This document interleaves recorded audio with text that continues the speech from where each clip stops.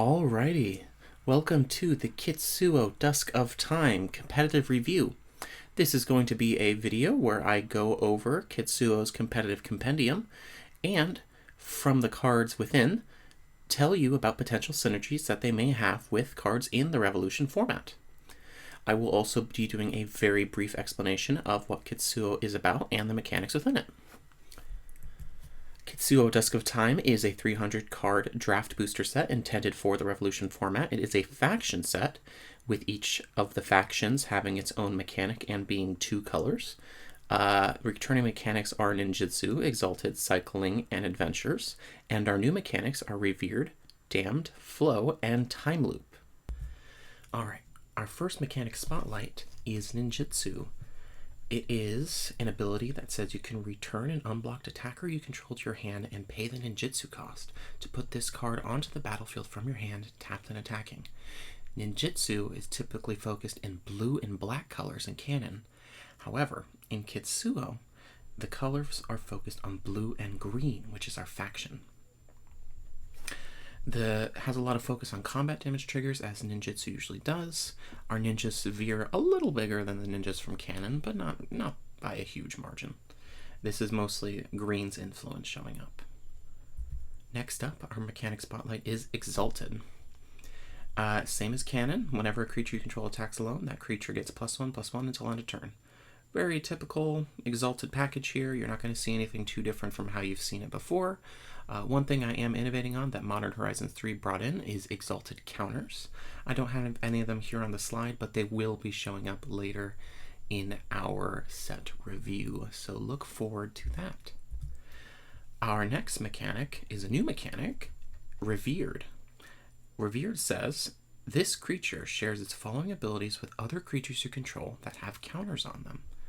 So, you have this creature which has its own abilities, and then if you have another creature with, say, a +1/+1 counter, it also has this creature's abilities. Revered is very similar to backup in that way. Oh, and let me mention, it does show up in red and green. Our next mechanic spotlight is damned, which shows up in black and red. It's a very simple mechanic. It says, as long as you sacrificed a permanent this turn, damned is turned on. So it's very similar to Revolt in that way, except Revolt checked if a permanent left the battlefield. Damned specifically wants you to sacrifice one. Moving on, we have Flow, which is our final faction mechanic in blue and white. Flow is attached to activated abilities, and it says each creature you control that you tap pays for 1 in that activated ability's cost. It's very similar to Convoke from canon, in that you can tap your creatures to save yourself mana. We also have cycling, which shows up in all 5 colors in the set. We have normal cycling. We also have land cycling. We have a cycling variant that searches for a planeswalker. And then we also have cycling triggers that trigger whenever you cycle the card it's attached to. So we have a lot of different cycling depths, and I am hoping a cycling deck emerges from the set. We also have the mechanical spotlight of adventures. Now, adventures are not actually a theme in Kitsuo, because adventures are a deciduous mechanic in provocative sets. They show up to help increase the creature as fan while still giving spell effects in sets. There are no cards that care about adventures in this set. It is merely an assistive tool. And then finally, our final mechanic is time loop, which also shows up in all 5 colors, but only at rare and above. There are 5 cards with time loop in the set, and a 6th card that creates a token with time loop. How time loop works is it says, as the saga enters and after your draw step, add a lore counter. Remove them all after the 3rd chapter resolves, which means you can loop your sagas over and over again. Alrighty. It is now time to get into the meat of the set. We're going to first begin with the lands, and then we'll start around aggro and slowly move up, or rather move down in speed as we go through the different archetypes that Kitsuo will support in Revolution. With each card I show, I will also show a card from Revolution that card has synergy or implications with. It will not always be the most obvious card, because I may mention it and bring it up, and I also want to highlight some niche strategies or cards that maybe have fallen under the radar recently that this set could help rejuvenate. Because I don't just want this set to just support the best archetypes in Revolution and change nothing. I really want it to help every single set in Revolution and really bolster them. So let's go ahead and start with the lands. First, we're going to start with our rare land cycle. These are 2-color lands across all 10 2-color pairs, not just our 5 factions, that say this land enters tapped unless you control one or fewer other lands. It can tap for one of its 2 colors, and it has cycling for 2 generic mana. Now, this is something that I expect a lot of decks might want to run. It's untapped mana early, which Revolution isn't missing anymore, but it is certainly a bit lower on than normal standard formats might have. So this would help bolster the amount of mana, the amount of untapped colors that decks can have early. And then one potential synergy we have here is Unflinching Titan, which can grab lands from your graveyard, which is quite nice when you cycle your land away to draw a card and then get it back with the Titan. Next up, we have Gate to Fujinobe. This is a mythic land gate. Can tap for colorless. You can pay 2 and tap it for 2 mana of different colors. And then you can pay 4 and tap it to look at the top X cards of your library, where X is the number of different color pairs among permanents you control that are exactly those colors. Put one of those into your hand and the rest on the bottom of your library in a random order. This is obviously support for specifically 2-color decks and decks that have multiple different 2-color cards within them, similar to Niv Mizzet Reborn decks. One potential synergy is the approval mechanic from Cliques of Nylon, which cares about the number of colors among permanents you control. Obviously, Gate to Fujinobe will be very helpful in supporting that archetype. Next, we have Protean Bows, a land that says tap, add colorless. If this land entered this turn, you may add 1 mana of any color instead, and then you can pay 4 and tap it to create a tapped 1/1 colorless fox shapeshifter creature token with Changeling. And this is a cameo mechanic just for this card that says the token is every creature type. This is a land that I will hope will help enable decks that want to splash multiple colors.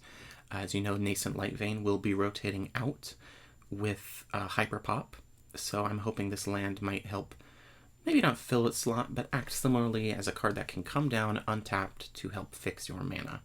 And one potential synergy is actually with the token this card creates. The Solidarity mechanic from Cybaro says whenever you attack with 6 or more different creature types, create a Solidarity enchantment with attacking creatures you control, get +1/+0, if you haven't already created that token this turn.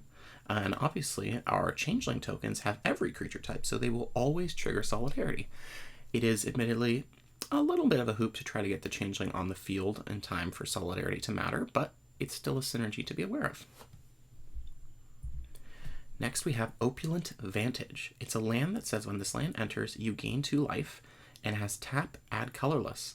You may spend this mana as though it were mana of any color to activate cycling abilities or cast spells with a cycling ability. This is a land that ETBs with life gain, which we currently do not have in Revolution, and then it also fixes for your cycling decks. This is really not a card that I expect to show up outside of cycling decks. I did include as a potential synergy the Life Gain Matters card from Pop as an example, though obviously Pop is rotating, but if there were other cards that cared about you gaining life, Opulent Vantage could see play in those, but I do doubt it. It is mainly for the cycling ability fixing, because cycling is a 5-color deck in Kitsuo. Our final land, I believe, is Jubilant Docks. It is a land that says this land enters tapped. As it enters, choose a color. When this land enters, return a land you control to its owner's hand, and tap, add colorless, and 1 mana of the chosen color. This is obviously a great slot for landfall decks. You can go ahead and hit your land drop, and then rebuy another land to hand to play later. Cards such as Pressuring Ghoul and other landfall cards from GQ Chaos Reigns are going to like having that extra guaranteed land drop later. And then it's also, Jubilant Docks is a decent fixing card. So it could see some play as just merely a generic fixer that helps you hit a land drop later. We are moving on to perhaps my favorite archetype in the game, aggro, getting your opponent's life total down to 0 as fast as possible. Let us start with Kitsune Matriarch. Kitsune Matriarch is a single white mana for 1 drop. It is a creature Fox Noble with whenever you create 1 or more tokens, put a +1/+1 counter on this creature. Very simple design. There are tons of good token synergies in Revolution right now, but they're not really being tied together. So hopefully Kitsuo's token archetype can help with that. Kitsune Matriarch is a great card to play on turn 1 and follow up with something such as the Ruins Awaken, which provides a counter to Kitsune Matriarch and can provide an additional counter later from the landfall ability on the Ruins Awaken. Next we have Afuda Mistress, another aggressive white 1-drop. It is a creature human monk. It is a 2/1, and it says whenever this creature becomes tapped, exile up to 1 target card from an opponent's graveyard. And then you can pay 3 and a white and tap it to create a 1/1 white monk creature token with vigilance. 1-drop 2/1 that can exile cards from an opponent's graveyard is something that we might want to see in Revolution. There have been graveyard decks running around recently, though I don't know what the state of them is going to be after this upcoming patch note. We have Graveyard Hate stable to a 1-drop that can create tokens late in the game. I think it's certainly possible that it sees play. And then you just know a potential fun synergy is Altar of Chrome, which can go ahead and tap down 4 artifacts and, oh, it doesn't tap down creatures. All right, ignore that one. You did not see Altar of Chrome there. Potential synergy is, well, it's a white 1-drop that can attack very hard. I think it is definitely something that you're going to want to have available to you if you're building an aggressive deck, right? We don't really have a symbol of the Revolution in Rev right now. That's like the premier white 1-drop. So Afuda Mistress might fill that role. Next we have Illusory Savior. 1 and a white for a 2/2 creature Illusion Samurai with Exalted. And sacrifice this creature, choose another creature you control. When it's put into a graveyard this turn, return that card to the battlefield tapped under its owner's control. This is your save another creature and I die slot. Very classic white effect. We see it all the time. This one specifically has Exalted, so you might see it in Exalted decks. If you have creatures with powerful death triggers, such as Splintered Soul, which doesn't really have a powerful death trigger, but it does have an ETB trigger and a transform trigger that you'll want to rebuy. Illusory Savior could be great for rebuying that effect. Next we have Sculptor's Replica. 1 and a white for a 2/2 artifact creature Golem Monk. It has Flow for 4 and a white. Create a tapped 0/0 Golem artifact creature token with this creature gets +1/+1 for each artifact you control. And just a reminder for what Flow is, each creature you control that you tap pays for 1 generic mana of the Flow cost. So this is a 2/2 that can pump out Constructs later in the game. Constructs tend to be pretty strong in most formats that they appear. We don't really have any, or I don't know if we have any construct generators in Revolution right now. So that's oh no, we have the Wayward Drek, yes, who will be showing up later, I believe, in this review.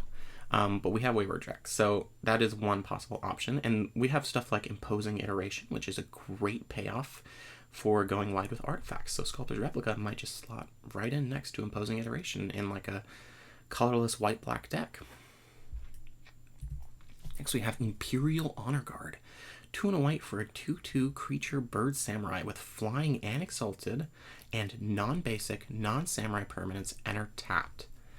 This is your basically one of the best samurais in the set, especially for exalted synergies. A little bit of a typal theme there, so if you want to go all in on samurais, Imperial Honor Guard pays you off really well. It also helps slow down control decks by making sure they're 2-color lands and all that enter tapped. And then I have a potential synergy here, Penwrath Dispatcher. This is not so much Penwrath Dispatcher itself, but what it represents is attack triggers that scale off power. Exalted is very good at that, getting your scaling off power triggers to go. And we don't really have very many creatures that scale off power right now, but those that we do have might be very much boosted by the Exalted coming in from Kitsuo. Next we have Dragon of Recollection. 2, a white and a white for a creature dragon. It has flying, it's a 2/2. It says when this creature enters, if it was cast, return up to 3 target creature cards with total mana value 3 or less from your graveyard to the battlefield. This is your classic reanimate small things, but this can hit multiple different creatures to bring them back. I put the best synergy as Skofos Conqueror, and that's going to be a recurring theme. Skofos Conqueror is very, very good when you don't have to pay the additional cost. But returning Skofos Conqueror, or also just returning like a 2-drop and a 1-drop, are pretty strong on your 2/2 flyer creature that you have paid 4 mana for. Like, this can be the top end of a very lean aggro deck, and I would not be surprised whatsoever to see it. This kind of fills a similar but not quite the same role as Yeji, which is rotating out with Hyperpop. Moving on from white, we have Omen Skulker in black. It is a 1-drop, 1/1 creature skeleton with whenever you cast a multicolored spell, this creature deals 1 damage to each opponent and you gain 1 life. And it has, when this creature dies, create a treasure token. This is a 1-drop that dies into a treasure. Those have generally been pretty good. Shambling Ghast from Cannon was very great with Deadly Dispute, which we also have in Revolution. I do think that this could potentially see play as, like, if you want to like try to get a 5-drop out early and your stars align, this is a pretty solid way of doing it. And then the multicolored spell trigger, I don't know if that will be what you're into this card for, but I think it could certainly show up as a potential synergy. Next we have, onto red, Impulsive Underling. Another 1-drop for a single red. It's a creature demon warrior. It has Damned. Whenever this creature attacks, put a +1/+1 counter on it if you sacrificed a permanent this turn. And it says when this creature dies, it deals damage equal to its power to each opponent. Potential synergy, Primal Fisher. It's going to be showing up a lot for damned cards. It's usually one of the best ways to enable a damned card outside of the enablers in this set. Impulsive Underling just needs to attack once with Dam online to become above rate for a 1-drop, and that death damage is going to be meaty if it gets more than a few triggers on. So yeah, I think this is definitely a 1-drop to look out for. Next we have a Kage Slayer. 1 and a red for a creature demon warrior, 2/1 with haste. And whenever a creature you control dies, if it attacked this turn, this creature deals 1 damage to each opponent. This is like peak mono red aggro. Swing in as much as you can. You want your creatures that are attacking in to die, trade in combat and all that. One potential synergy that I noted is with Rain Dance, but I'm actually realizing that is not correct because Rain Dance trigger doesn't actually have the tapped token attacking. So we're going to ignore that. But we do have a lot of different red aggro pieces that do want to swing and attack. We still have Electies who will swing in, and you really want to go wide with Electies, have a lot of devotion, so you can really pump up that trigger. So I think that Kage Slayer could definitely have a home.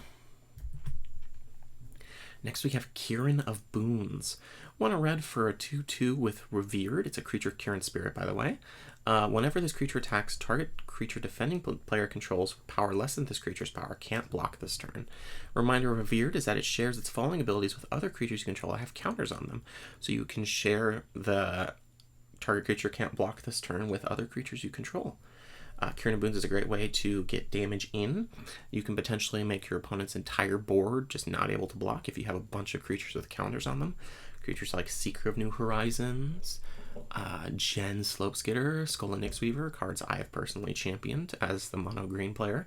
And I think Kieran of Boons could make a very compelling argument to switch to Gruul along with the other Revered cards in the set. We next have Spirit Realm Phoenix. 1 a red and a red for a 2/2 creature Spirit Phoenix with flying and haste.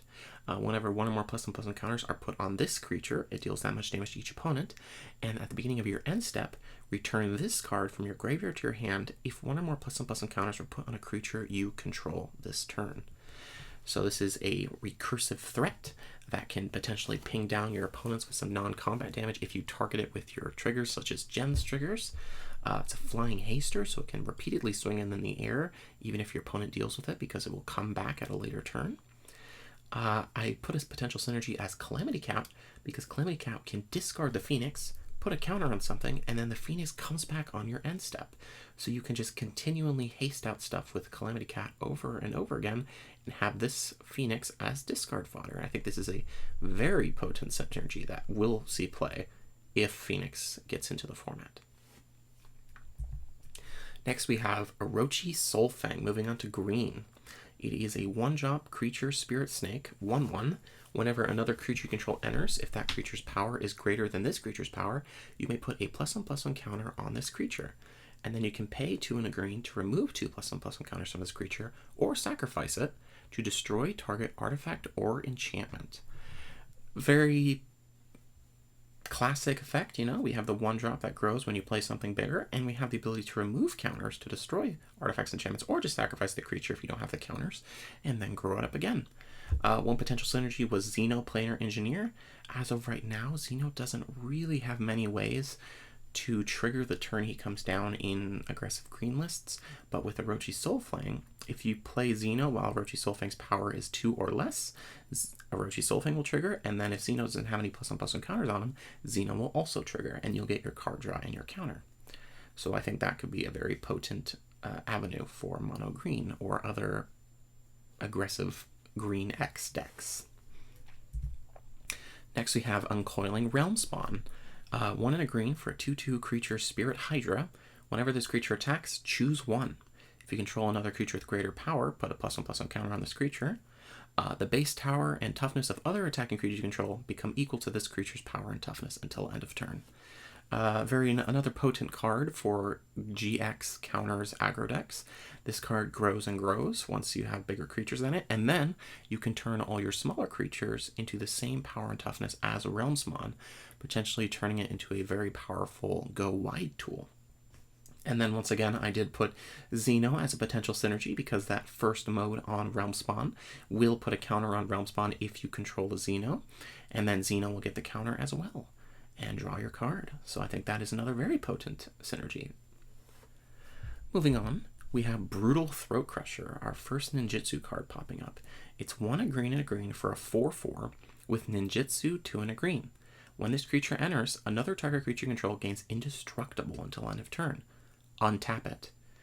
This is another card I think mono green may enjoy. 3 mana 4/4 is definitely a stat line that people are going to be into. Enabling another of your creatures to swing in without having to worry about trading down is powerful, or, untapping after combat works too, if you want to be able to hold up a blocker. Both of those are very valid lines. And again, this is on top of it being a 3 mana 4/4, and it also has the ninjutsu mode, so I don't know how often ninjutsu is going to come up outside of your classic ninjutsu decks, but being able to surprise something and trade down or trade up with a creature and keep your creature instead of actually trading seems like a very potent deal. I put Growing Gecko as it's one of the best combat damage triggers on a 2-drop, and Brutal Throat Crusher can help enable it to swing in without fear of dying. Next we have Tsubasa Shigane, the main character of Kitsuo Dusk of Time. It's 1 a blue and a green for a legendary Planeswalker Tsubasa with 3 starting loyalty. It has ninjutsu for 1 a green and a blue. As long as Tsubasa Shigane entered during combat this turn, he's a 4/4 ninja creature with hexproof, and you may activate his loyalty abilities anytime you could cast an instant. And then these are his loyalty abilities. For +1, you can put a shield counter on up to 1 other target creature without a shield counter on it. You can -1 to double another target creature's power until end of turn, or you can -2 to return target creature to its owner's hand. Tsubasa is a very classic I can protect all my stuff or deal damage type of Planeswalker, where he basically does everything you want as an aggressive Planeswalker coming down. He can potentially hit your opponent for 4. You can clear a blocker with the -2 or save your own thing, depending on how you want to do it. You can put the shield counter to protect from damage or destroy effects. You can push damage with the -1. It's very good with the 4/4 that was just on the slide before. Tsubasa kind of does everything you want. And then, once again, Xenoplanar Engineer is very good with Tsubasa because Tsubasa is, to my knowledge, the only card that will put shield counters in the entire Revolution format if Tsubasa is added. So Xeno will see that shield counter and, once again, get his own and draw a card. Alright, moving on, we have Frolicking Tatsuko. It is a 2-drop, a red and a green for a 3/2. Creature Spirit Horse. If 1 or more +1/+1 counters will be put on a permanent you control, that many +1/+1 counters are put on that permanent instead. This is going to be another card that works great in a potential GX aggressive shell. You have cards like Gens or Seeker or Nyx Weaver that all put +1/+1 counters on creatures you control, so putting 2 +1/+1 counters is a great rate that you're definitely going to want to see. Next we have Shiori the Trickster. Red and a green for a 2/2 legendary creature, Fox Shapeshifter. It has flash, and whenever 1 or more counters are put on another creature you control, you may put a +1/+1 counter on Shiori. And then you can pay 2 to change a target of target spell to a creature or enchantment you control with 1 or more counters on it. Shiori is the basically main legend of the red-green Gruul aggro deck. He's going to come down and potentially save one of your creatures from removal, or just come down and get counters from him entering the battlefield, triggers, or anything like that. He is definitely meant to kind of be the centerpiece of the deck. Whenever your deck is shining, Shiori is going to be the one benefiting the most from it, because he's getting all the different counters you're putting on all your revered creatures. One potential synergy is with Overbearing Researcher from Clicks of Nylon. Overbearing Research gives all your stuff ward, and Shiori works very well with ward because you can force your opponent to pay the ward cost to save their spell, and then you change the target to another creature you control with ward, and they'll have to pay the ward cost again or risk their spell being countered. And you basically just can force them to pay the ward cost to save their stuff, and then counter it by moving with the ability. Next we have Fable Woven Kitsune. 1 a red and a green for a 2/2 creature. Oh, that should be a fox shapeshifter. I'll have that fixed by tonight. It has Revered. This creature shares its falling abilities with other creatures you control that have counters on them, as a reminder. It has Landfall. Whenever a land you control enters, put a +1/+1 counter on this creature. Then if you control 8 or more lands, double the number of +1/+1 counters on this creature. This is going to be basically, in a Revered deck, it'll be Landfall, put a +1/+1 counter on each creature you control that already has a +1/+1 counter on it, including the Fable Woven Kitsune. Obviously, that's going to be very potent if you have a lot of creatures with counters on them. Again, I'm going to point to gens being a great synergy piece for this, because you can get all the counters with gens across your board by using Landfall to make sure everything has counters, and then Fable and Kitsune will add those counters again. And if you ever get to 8 lands, the game is going to be ending very, very soon. Moving on, we have Hyoman, Cloud Conductor. White and a blue for a 2/1 legendary creature, human monk, with flying, and whenever Hyoman deals combat damage to a player, you may create a token that's a copy of target token you control that entered this turn. Now, Dusting Butterfly actually does work, and Rain Dance, because Hyoman can come down, hit the opposing player, and copy the token you make with those other cards, and unlike those other cards, that token will be sticking around. So Hyoman has great synergy with those cards. He's also just great for copying tokens in general. I mean, 2 mana, 2/1, hit the opponent, make like a 2/2 token or whatever, is still a really good rate. So, if you can figure out how to make Hyoman work and be online, I think he's a great deal. Finally, we have Akai and Toyotomi, the first of the 4-color cards in this set that combine 2 different factions that share no colors between them and find a synergy between them. Akai and Toyotomi is black, red, green, and a white for a 4/4 legendary creature, Human Spirit Samurai. It has Trample, and whenever a creature you control attacks alone, put 4 +1/+1 counters on it. This is meant to be a synergy between the Exalted deck and the Gruul Counters deck. So this gives you the attacks alone trigger, and this also gives you the counters. Very potent ability to just give out +4/+4 to a creature permanently, with restricted mana cost, of course. One potential synergy that I found was with Tomer, Figure President from Clicks of Nylon, because Tomer wants you to already be in multiple colors to cast him, and then he also reduces the mana cost of spells you cast by those colors if they're among permanents you control. And Akai and Toyotomi gives you 4 colors for Tomer, which is a pretty good deal in my opinion. Next, we have perhaps the bane of my existence, Tempo. We're going to start with Veiled Branch Stalker, the ninjutsu 1-drop of choice, coming in with Kitsuo. Ninjutsu Enabler. 1-drop blue, 1/1 for a creature human ninja with flying. It says when this creature enters, if a non-token creature you controlled left the battlefield without dying this turn, draw a card. It also has cycling too. This is going to work with ninjutsu, obviously is the main synergy point, but it also works with blink. I included Malfunctioning Portal here as the potential synergy, but you can really imagine any blink card would work here. Brief Stop, Jetsteam Cruiser, I think is the name of the card. Any of those would work by just blinking, and Branch Stalker will count as a draw trigger.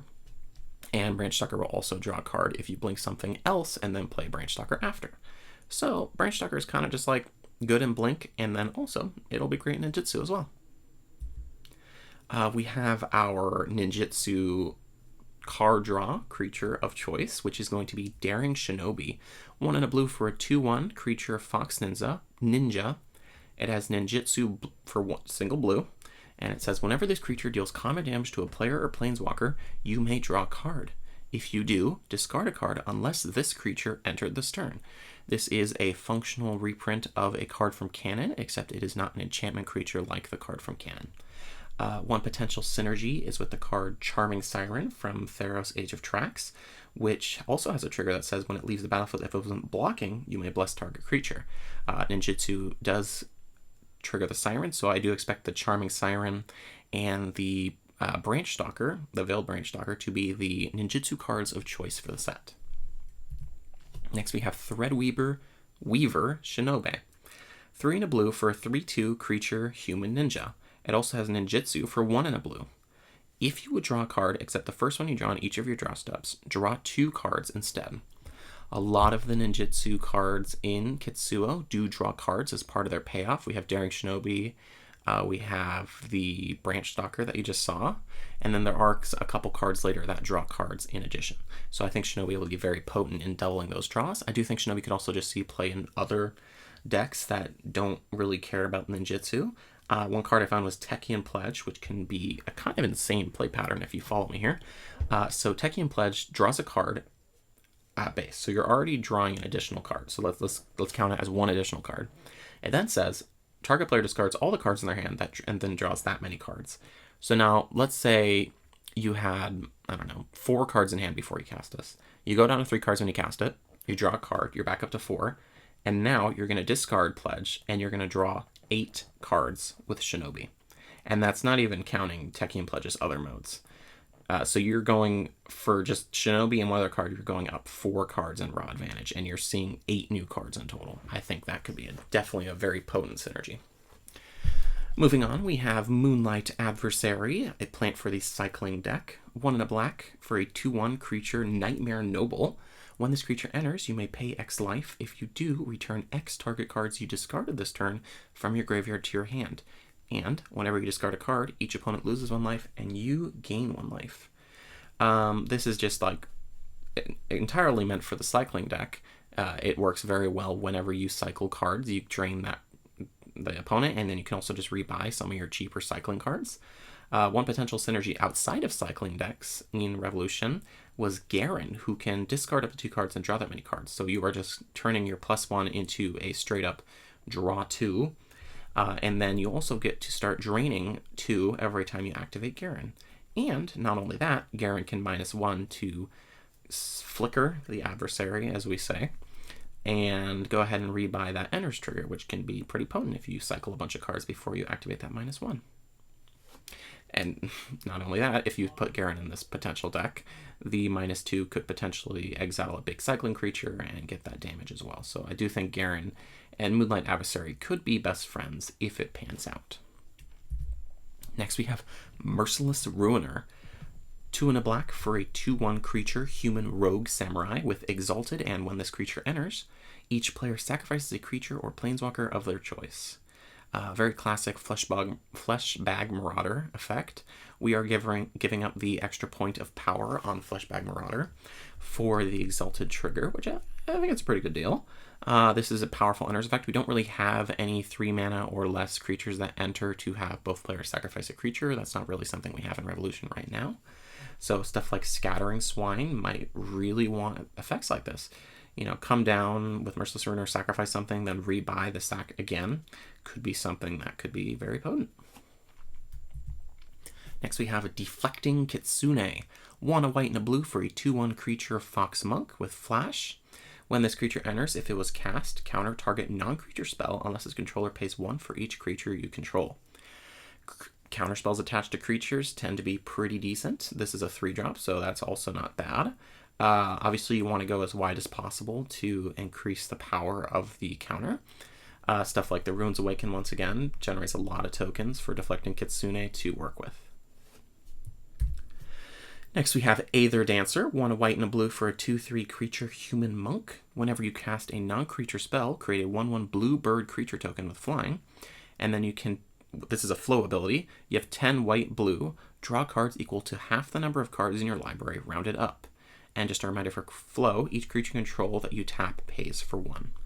So this is your classic young pyromancer, except now we're triggering off non-creature spells instead of just sorceries, and the tokens you make have flying, which is a pretty good deal. And not only that, you have the flow ability to draw half your deck if you go into the late game and have enough tokens to help reduce that cost down. Once again, the Runes Awaken is a really great synergy for this. The Runes Awaken, if you activate all the modes and cast it while you have Aether Dancer, is 4 tokens towards that flow cost, so I think it's definitely possible. Next we have Koraja, the Broken Blade. Black and a red for a 2/2 legendary creature, Demon Warrior. Whenever you sacrifice Koraja, exile it. Until the end of your next turn, you may cast it from exile. When Koraja enters, if it wasn't cast from your hand, you may discard your hand. If you do, draw 2 cards. Koraja is just a great card to have for your general sacrifice-based strategies. He sticks around, so you can sacrifice him over and over if you need to. He's not great for cards that sacrifice to draw cards, because you're going to be discarding those cards next turn unless you play them before Koraja. So I found Chittering Gargantua would actually be a pretty decent option with Koraja, because Koraja is sacrificable to the Chittering Gargantua creature, and then if you discard your hand, if you happen to have your stuff in your hand still, Gargantua can go ahead and exile those cards you discarded later to come back on the field again. So I think those 2 could be potentially pretty decent.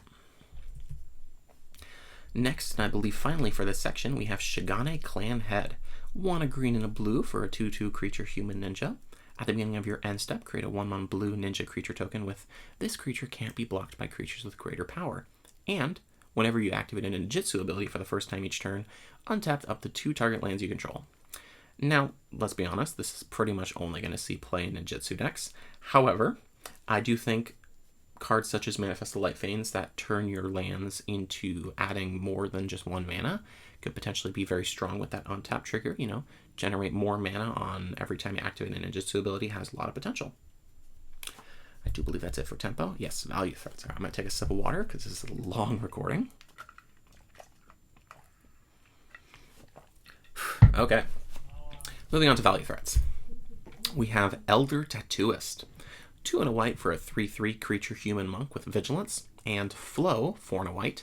Exile target permanent card with mana value 3 or less from your graveyard. Create a tap token that's a copy of it. Activate only as a sorcery. Once again, flow says each creature you control that you tap pays for 1 of that 4 and a white cost. This is similar to Yeji, which is rotating out with Hyperpop. Probably a bit worse, for being honest. But that's fine, because Yeji was quite strong. This can go ahead and rebuy your lands, your Scophos Conqueror, your other permanent cards that cost you or less to have some value, Gone Pickings, Omens, lots of different options for Elder Tattooist to work off of here without being, oppressive, I think. We have Yokinzan General. 1 a white and a white for a 2/2 creature human samurai with Exalted, and whenever another creature you control attacks alone, draw a card. This is a very potent piece for decks that want to draw a few cards while still maintaining a bit of aggression. Mono white especially will likely appreciate the 1 white cost. If you have any Devotion to White cards, they'll be nice. She works well with stuff like Prince of the Pride, who gets very big and gets even bigger with the Exalted trigger. And you want to grow 1 creature with Prince of the Pride usually, so that also works well with Exalted. Next we have Avatar's Whim.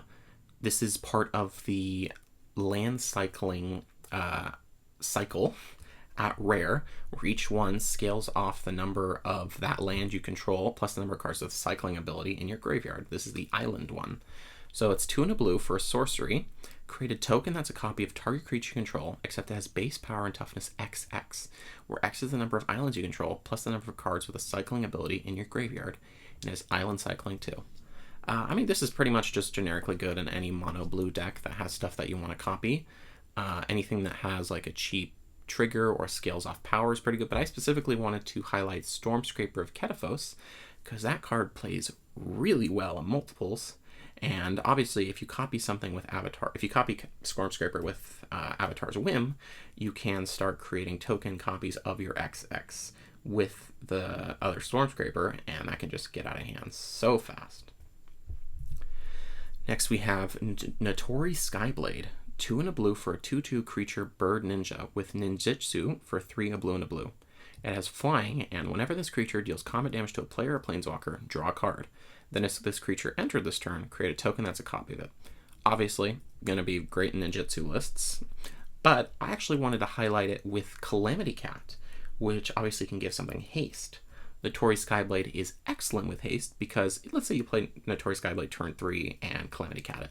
You'll hit your opponent for 3, you'll draw a card, and then you'll make another Notorious Skyblade. So you'll have 3/3, a 2/2, and you'll be equal in cards on hand because you have to discard a card to Calamity Cat.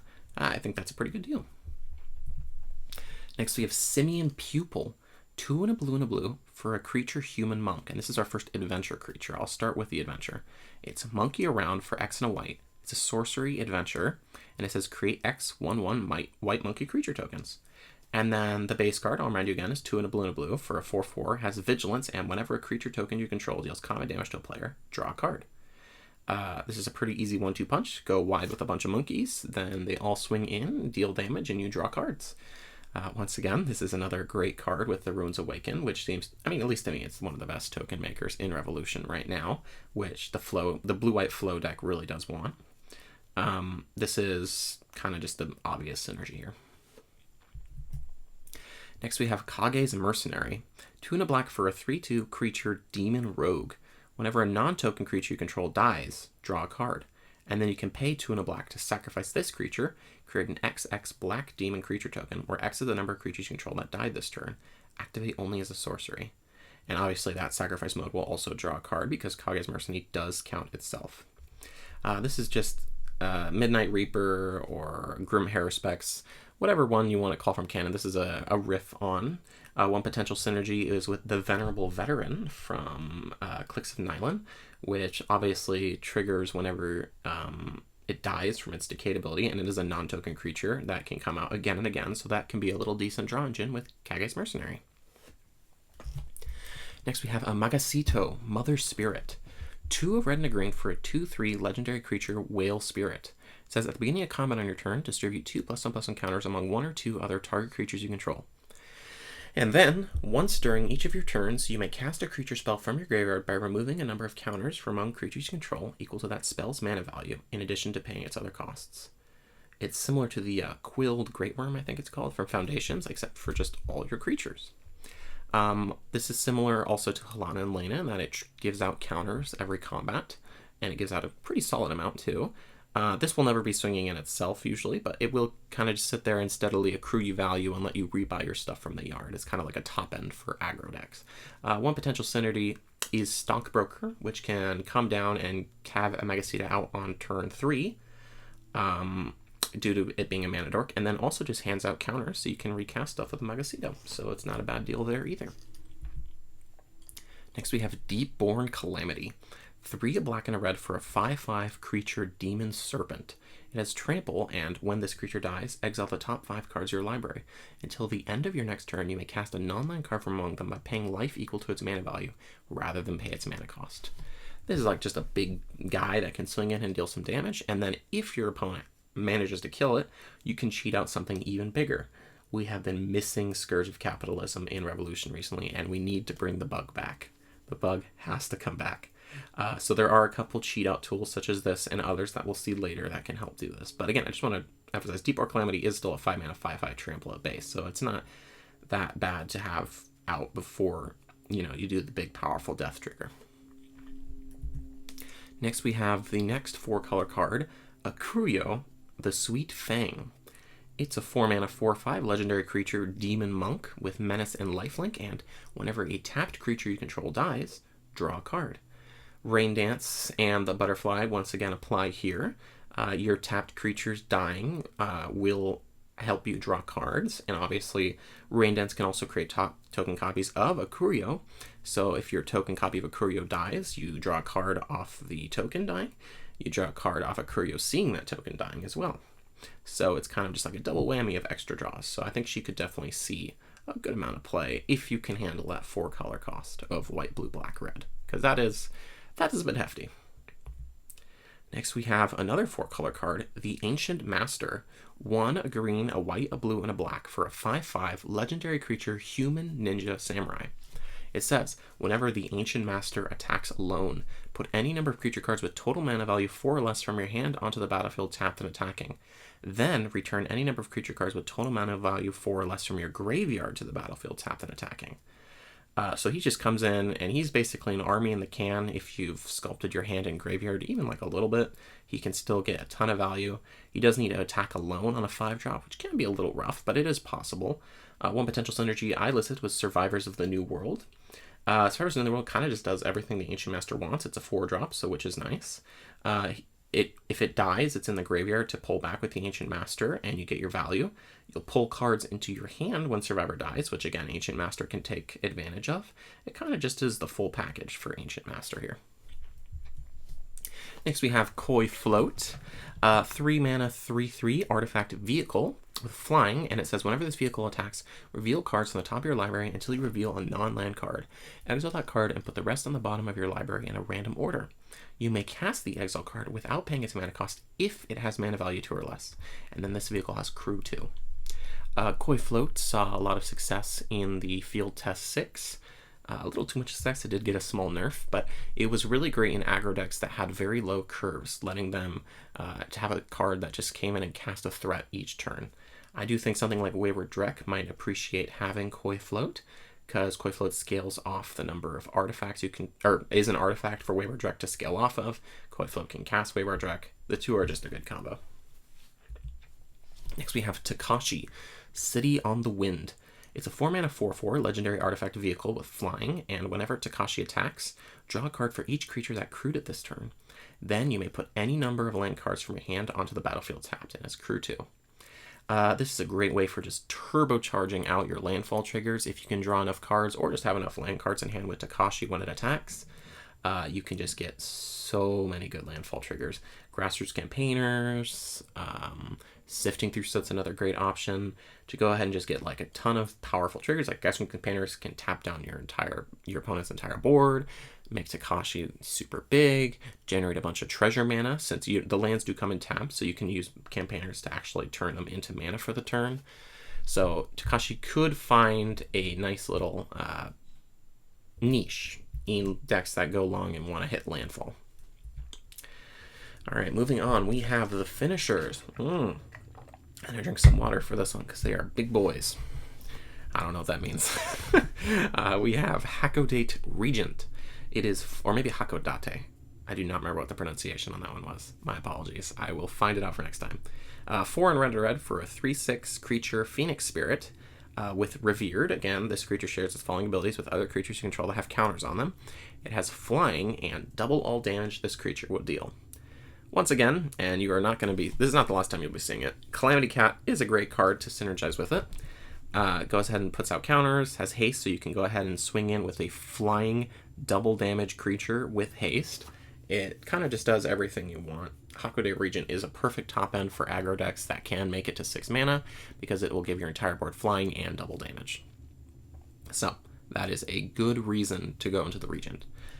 There is another big red bomb in the set, in Gration the Stormlord. 5 red and a red for a 6/6 legendary creature, Dragon. It has flying, and when Gration enters, you may cast a dragon spell or a spell with mana value 6 or less from your hand without paying its mana cost. And then, once during each of your turns, whenever you cast a spell, if the amount of mana spent to cast it was less than its mana value, Gration deals damage to each non-dragon creature equal to that spell's mana value. Gration is basically the big bomb de facto of choice, I think, for this set.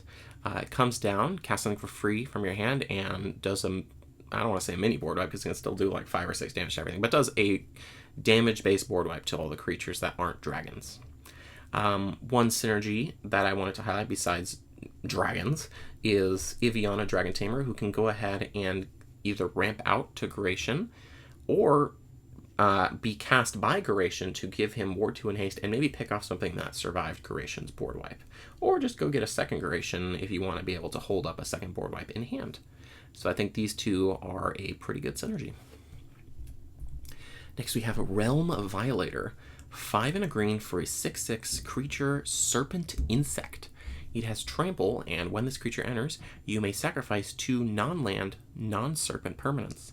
If you do, create a 6/6 green serpent creature token with trample. Repeat this process any number of times. Realm Violator is basically one of the best options for sacrifice a bunch of tiny little guys and generate a big board. Stuff like Harmony of Nature or Berry decks, which we have seen fallen off the wayside a bit, might appreciate this big 6-drop that can come down and just generate a massive board that absolutely has to be answered, or you will die. Next we have Noble Shrine Guard, 8, a red and a green for a 6/6 creature spirit. This spell costs X less to cast, where X is the greatest power among creatures you control. It has a Vigilance, Reach, and Trample, and it says this creature enters with a number of +1/+1 encounters on it equal to the total power of other creatures you control.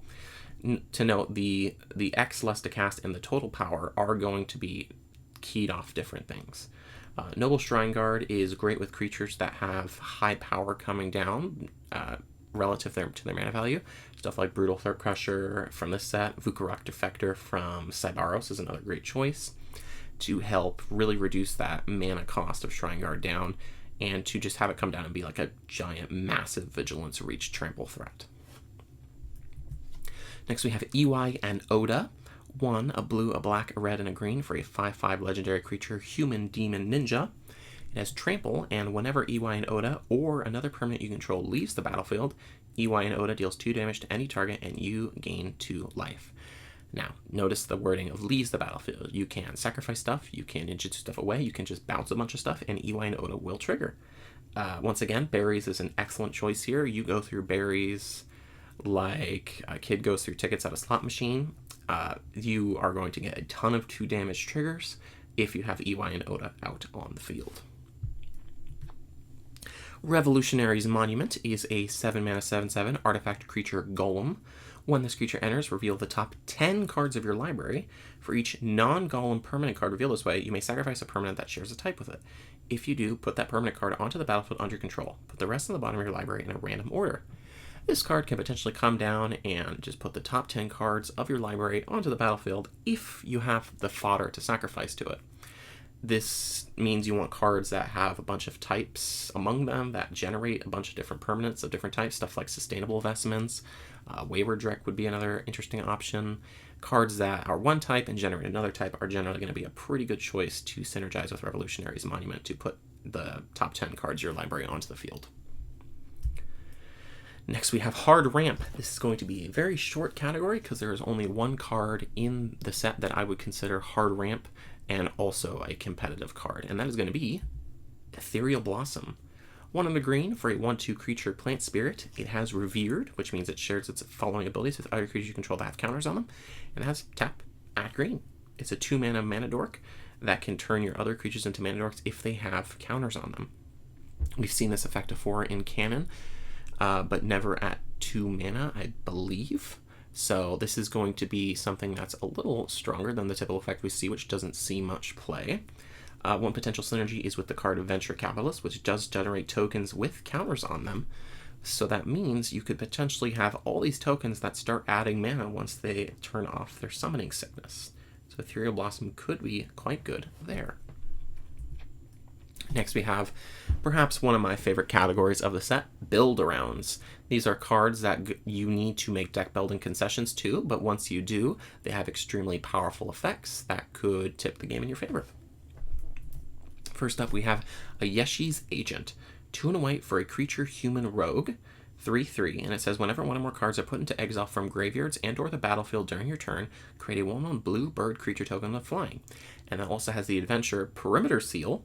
It's an instant. Exile target creature control and return that card to the battlefield under its owner's control. Yeshi's Agent absolutely loves anything that exiles from the battlefield. So you have stuff like your Gone Pickings, other exile effects, like any... does Cyber Soul exile from the battlefield? I'm going to lean towards probably. I don't think it does. But stuff like that would absolutely trigger a Yeshi. Anything that exiles from the field would be great. I wanted to highlight Clace, Shield of Karda, as a cool guy who exiles from the field and returns, and then he also has the ability to exile a non-permanent from the field with one of his minus abilities. So anything like that would be a great choice. Flicker, obviously, as well, which is present in the adventure, but elsewhere too. The flicker modes would help you get another bird token trigger. Next, we have Emperor Zuhan. 2 and a white for a 3/3 legendary creature, human noble. This is another adventure creature. It says whenever you cycle a card, exile up to one other target creature you control, then return that card to the battlefield under its owner's control. Astral Drift on a creature. Astral Drift has seen play a very long time ago in, I want to say, like the 1990s or something, in canon. But putting it on a creature could potentially be pretty potent.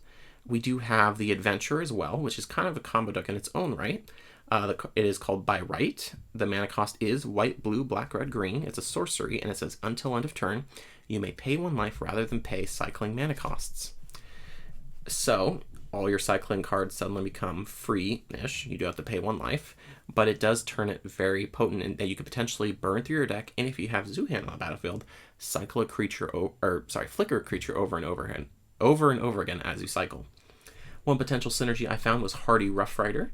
It goes ahead and not only does it remove the 1 life cost by gaining life, it actually gains you life past that 1 life cost, so you can potentially gain up to, like, I don't know, 20 or 30 life as you dig through your deck. So I think that could be a very potential powerful synergy. Next, we have River Guardian. 2 and a blue for a 2/1 creature dragon with flying. It says when this creature enters, you may pay 3 and a blue. If you do, create 2 1/1 blue bird creature tokens with flying. And it says other creatures you control with flying get +1/+1. The flying anthem is real. We have a lot of different flyers in Revolution right now. Not a lot of ways to pump them or kind of tie them together. I did want to highlight Skullrunner Duo as a card that can flicker River Guardian and allow it to rebuy its enters trigger while also being a flyer itself. Next build around is Kage, Cursed Conqueror, one of the main villains of the set. It's for a black and a black for a 7/7. It's a legendary creature, demon warrior. It has lifelink, and whenever you pay life, draw 7 cards. A little bit of a mirror to Grizzlebrand there. Did I say Grizzlebrand? A little Freudian slip there. Grizzlebrand. One potential synergy in Revolution is Deception's Edge, which has an equip trigger that says pay 2 life, so you could potentially draw your deck with Kage if you have a Deception's Edge already on the field. I don't really expect this to see much play because it is a 7-drop with no protection built into it, but if it does, that's pretty cool. Next we have Demon of Dire Storms. It's 2 and a red for a creature, Demon Warrior 1/3. It says whenever you sacrifice a permanent, double this creature's power until end of turn, and when this creature dies, create an XX black demon creature token where X is this creature's power. You may notice this is a mirror of a similar looking card from Streets of New Capenna in canon. Doubling your power whenever you take a certain trigger or action, it tends to be pretty good. Stuff like Chittering Gargantua can help you trigger this a lot of times. I think if you sacrifice 4 other creatures other than demon with Chittering Gargantua, I want to say you get 16 power with demon. It might be 8, but I'll have to check the math on that one. But it can definitely end games by that point if you go ahead and use that trigger there. Next we have Ageless Scission. 2, a green, and a green for a 5/5 creature spirit dragon. It has a ward 2, and if you would put 1 or more counters on a permanent or player, put 3 times as many of each of those kinds of counters on that permanent or player instead. Doubling season turns into tripling season on a creature. I do think this is probably a little bit of a jank card. However, if you can manage to cheat Scission and or a Planeswalker into play, the potential to just simply end the game is there. Stuff like the Arbiter or Czar have very, very potent emblem abilities that you can really only get through doubling season effects, and they just straight up end the game if they happen. So I think Age of Scission could potentially see play through one of those. Next we have Aonuma, Princely Traveler. Green and a blue for a 2/2 legendary creature, Avatar Ninja. Whenever another non-token permanent you control is returned to hand, you may create a token that's a copy of it. Do this only once each turn. And each creature card with mana value 3 or less in your hand has an ninjutsu for green and a blue. Now, this is probably a card that is going to see the most play in ninjutsu if ninjas is a deck that makes it. However, it can see play with other cards. Bounce lands, cards like Social Engineering, which return creatures to your own hand and create token copies, get extra token copies. Aonuma has a lot of potential synergies with stuff like that, alongside the obvious ninjutsu triggers. Next we have Attuned Acolyte. White and a black for a 1/2 creature human samurai. It says when this creature enters, create a 4/4 colorless vehicle artifact token named Heartsuit with crew 3, and artifact and enchantment tokens you control have exalted. So my mind, as many people's mind, first goes to berries. You have so many berry tokens you can generate, and getting, I don't know, exalted 8, exalted 9 across all your berries is going to be an insanely high stat line. It also just comes with Exalted by its own, so it's not a bad creature because you have your vehicle token with Exalted that can potentially help out. Next we have Master of the Twin Blades. 2 a white and a black for a 2/3 creature Avatar Samurai with double strike, and whenever an enchantment you control enters, you may create a token that's a copy of it, except the token isn't legendary and has Exalted. Do this only once each turn. So obviously this is going to go great for all your enchantments that are just removal on ETB. You got Gone Pickin', you have something similar to Gone Picking in this set. You have tons of other powerful enchantments such as like Fall of Tracks that would just love to be doubled up. And then they also have Exalted, so your double striker can swing in with extra stats. I think Master of the Twin Blades is probably 4 mana is a bit of an ask, and it is kind of slow, but if it does get to do its thing, I think it could be very powerful. Next we have Commander Tachibana. 3 white and a black for a 4/4 legendary creature human samurai. If a creature you control attacking, cause a triggered ability of a permanent you control to trigger. If that creature is attacking alone, that ability triggers 2 additional times. This is going to be very powerful with any of your attack triggers on your 3 and 4 drops that are powerful. We have Inner Ring's Pupil as like the main one. Tripling that trigger is going to be extremely powerful. This card saw a lot of play in Field Test 5, I believe. It was 4 mana then, and a 3/4. It was nerfed to be 5 mana and has not seen much play since, so I am not expecting it to be too strong. However, I do wanted to include it just in case it does see a little bit of play, because this does, again, turn all your Exalted into +3/+3 as well, so it is potentially very good just in the Exalted deck, not to mention other synergies. Next we have Equanimity. This is, I believe, the first we're seeing of the villainy-esque cycle, this is a 2-color cycle instead of the normal villainy being 1 color.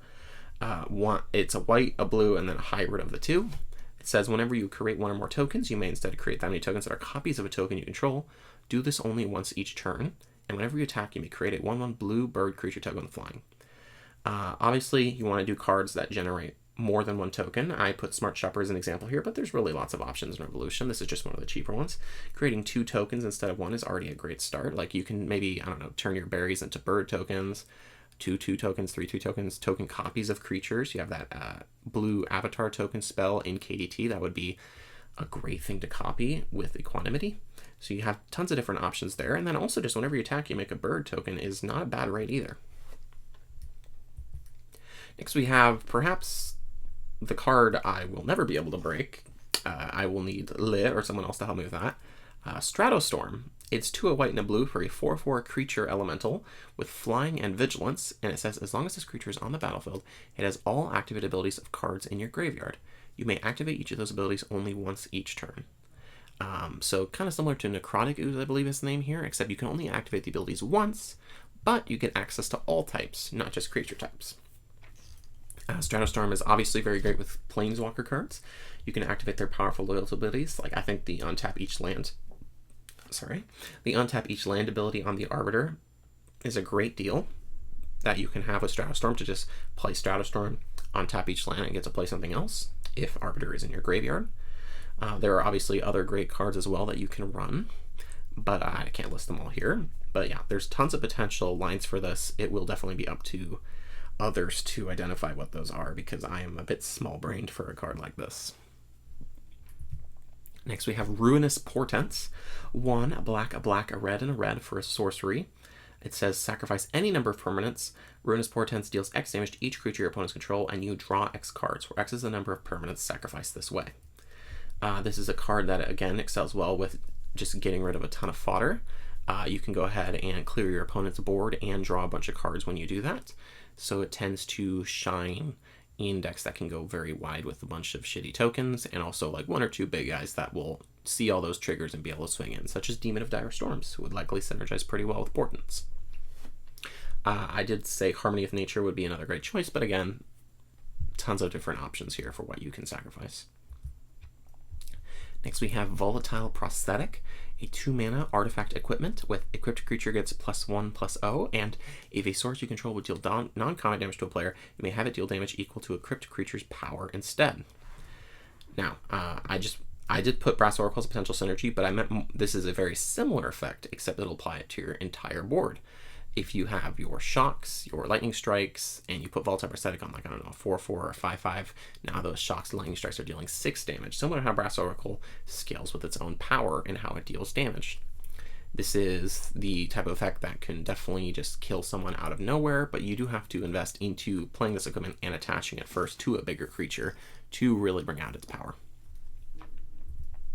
Next we have Zuhan's Lotus.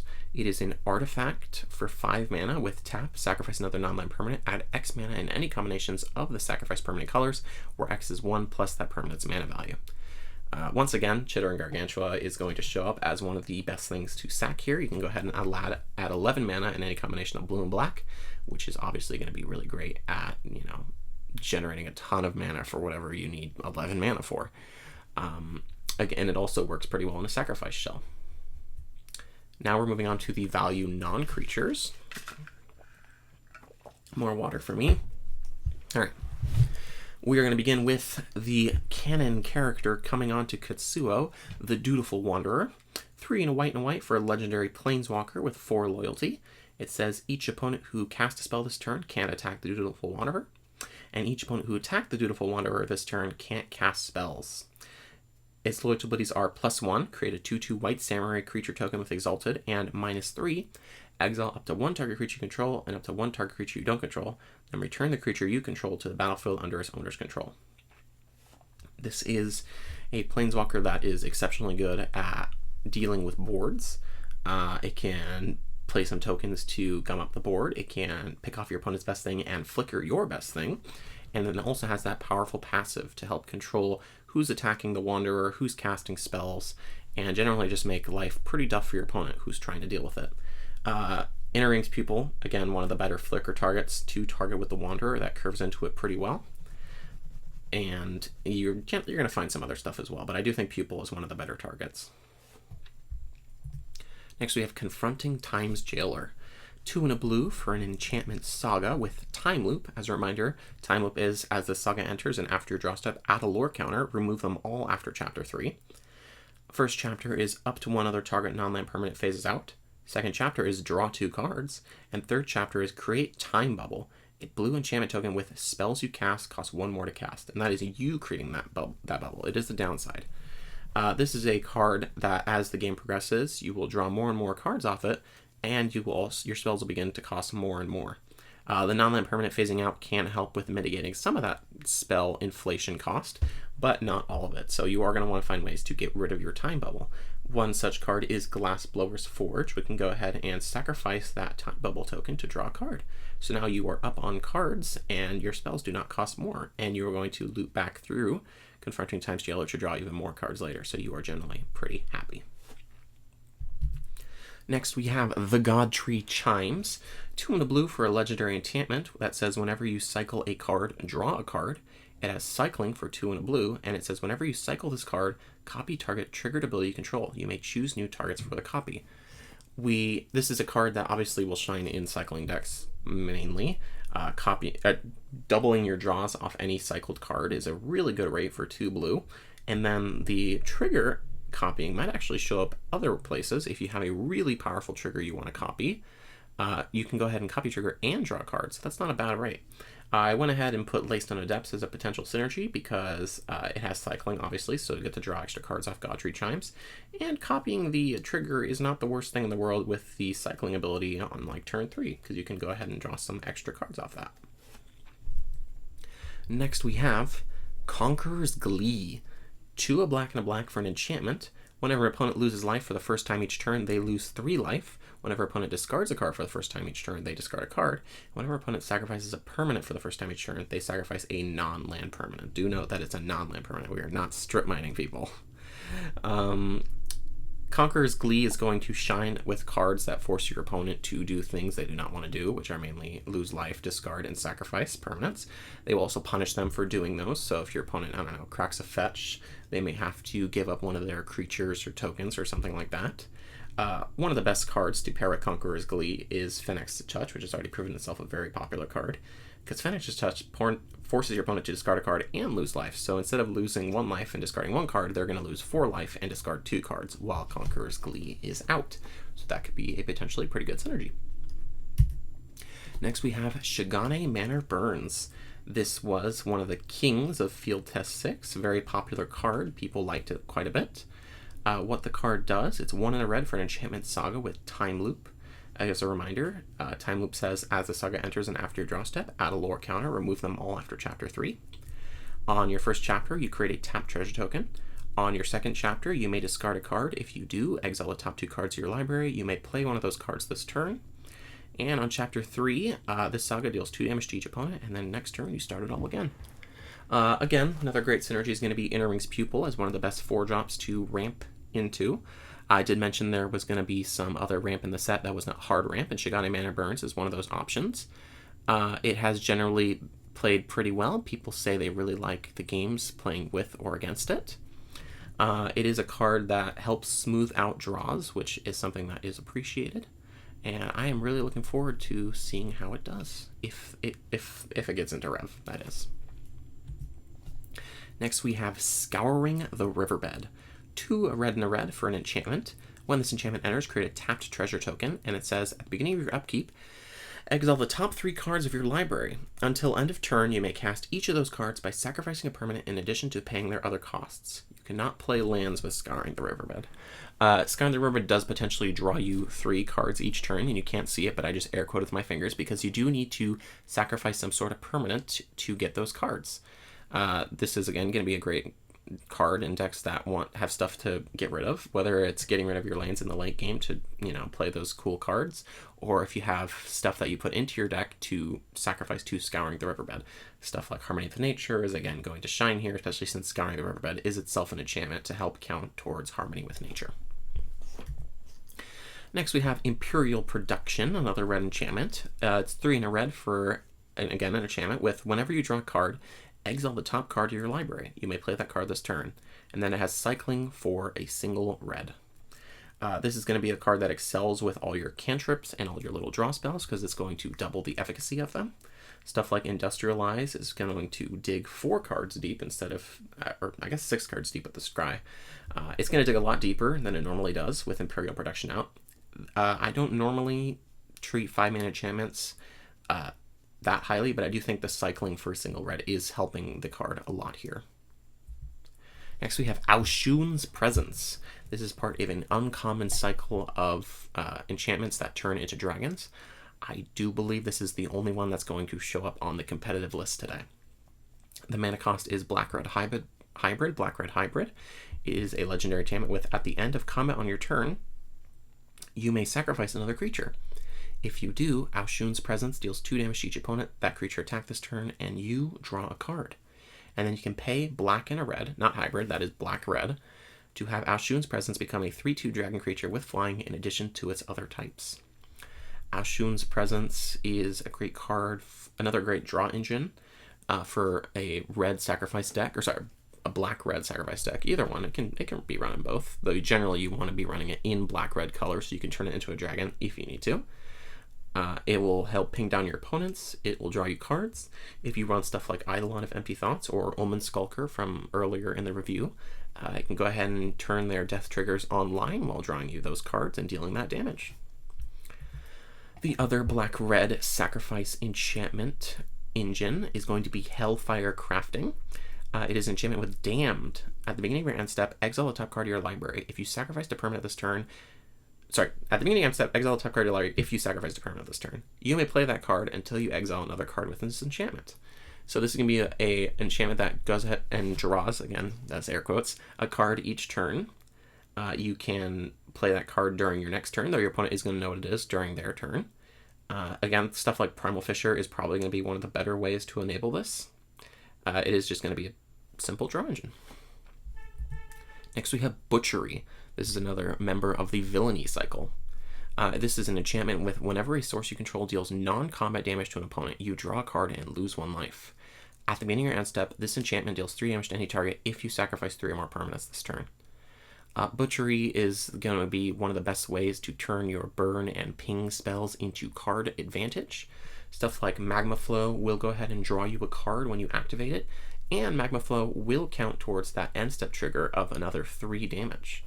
That end step trigger might be a little difficult to turn on. You're mostly usually going to be here for the non-combat damage draw ability, similar to Skill Link from, I want to say Monsters of Chikyu is the name. Next we have Gyama, Scion of Kage, one of the antagonist planeswalkers in this set. One of the antagonists, yeah. We have 2, a black and a red, for a legendary planeswalker, Gyama. It has 3 starting loyalty.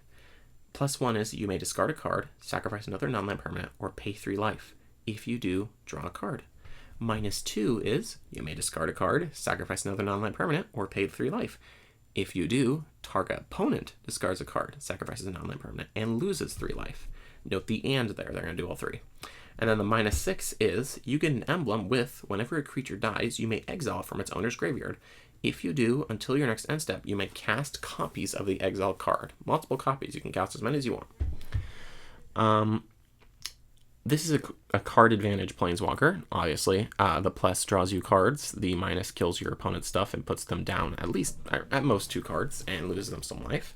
You do have to match them tit for tat on giving up something, but if you can lose 3 life and they can discard a card, sacrifice it on the permanent, and lose 3 life, you're pretty happy in that exchange. Another great synergy is once again the Venerable Veteran. You can discard it to the +1, sacrifice it to the +1, discard it to the -2, sacrifice it to the -2, and you're generally very happy because you can just go ahead and recast it and do it again. Next we have Secrecy, the Simic member of the Villainy cycle. Whenever this enchantment or another non-land, non-token permanent you control enters, if it wasn't cast, draw a card. You may put a land card from your hand onto the battlefield tapped. Creatures you control with power or toughness 1 or less can't be blocked. So this obviously triggers on your ninjutsu stuff. It also makes it so that your ninjutsu fodder can't be blocked if your opponent has some flying blockers. Stuff like Ozin's Blessing will trigger the first mode. This is honestly, in my opinion, probably the worst of the 5 in the Villainy cycle. I think it is pretty hard to build around if you're not in ninjutsu, and not worth the effort of building around in ninjutsu compared to the other draw engines in the set. However, I am leaving it open because I do think it still does have potential as an engine. Next we have perhaps the strongest of the 5, Majesty.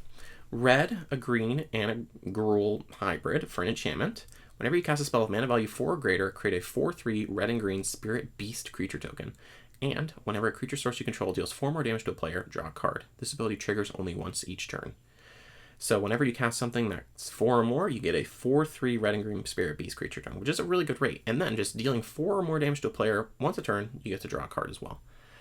This is the type of card that is like exactly what mid-range decks want. All your top-end creatures come with extra big bodies. You'll be drawing cards to draw more stuff, or to draw into more stuff.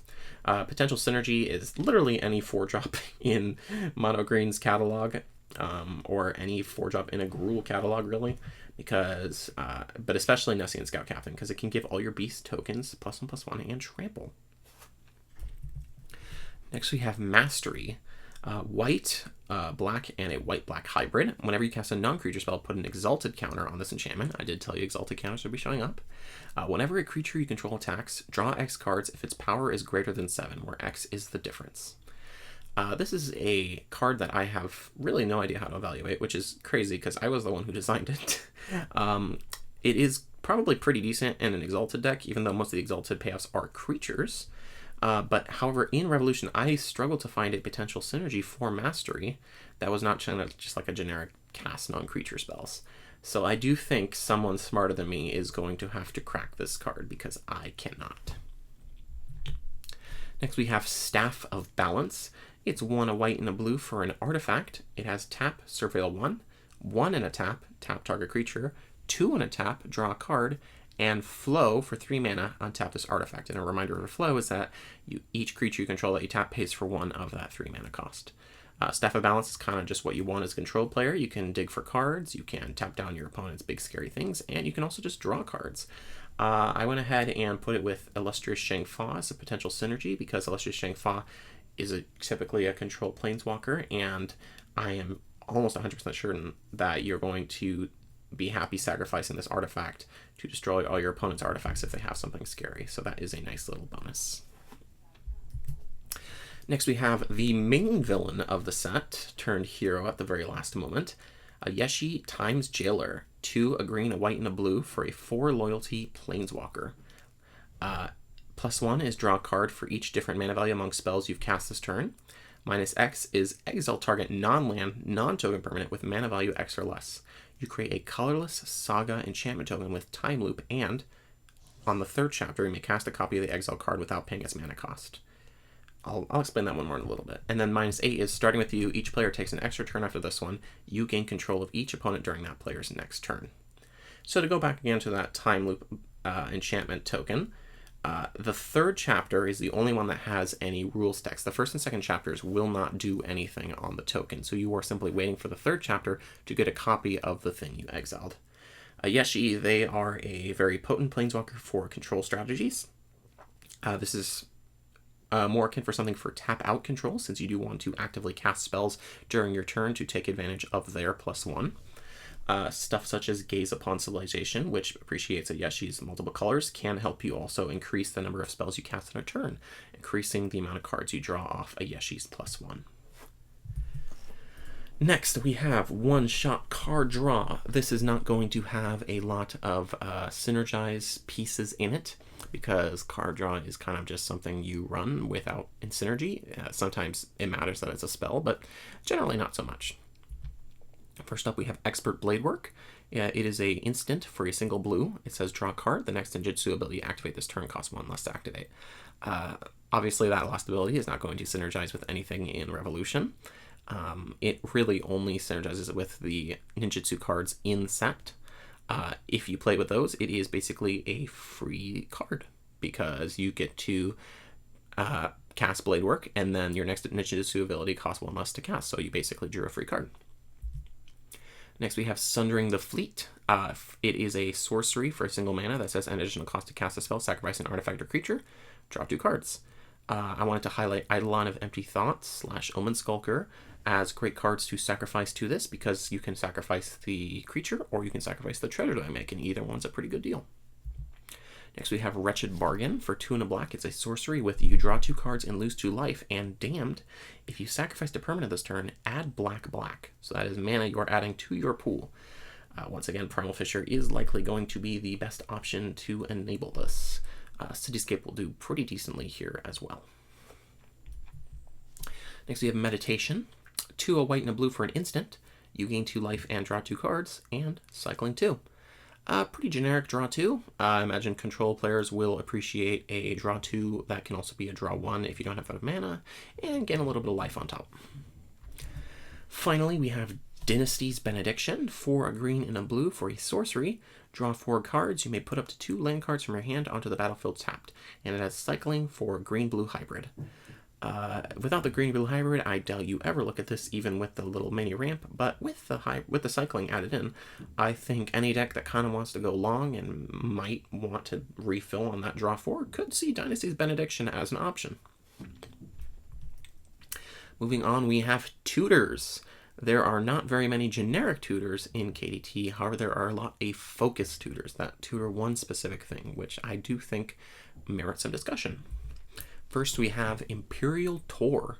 1 and a white for an enchantment with Exalted, and when this enchantment enters, if it was cast, you may search your library for a legendary white card, reveal it, put it into your hand, and then shuffle. Remember, it does have to be a legendary white card. This is obviously a great tutor to grab any relevant white legend you might want. Exalted is nice as a little combat bonus. It's very similar to Love of a Lifetime from Duelists of Varro. And then one potential synergy is Benthos of Land and Sea. It can be tutored by Imperial Tor, and you can cast a copy of an enchantment you control with Benthos' new rework, which means you can actually copy Imperial Tor and get the ETB since you are casting the copy.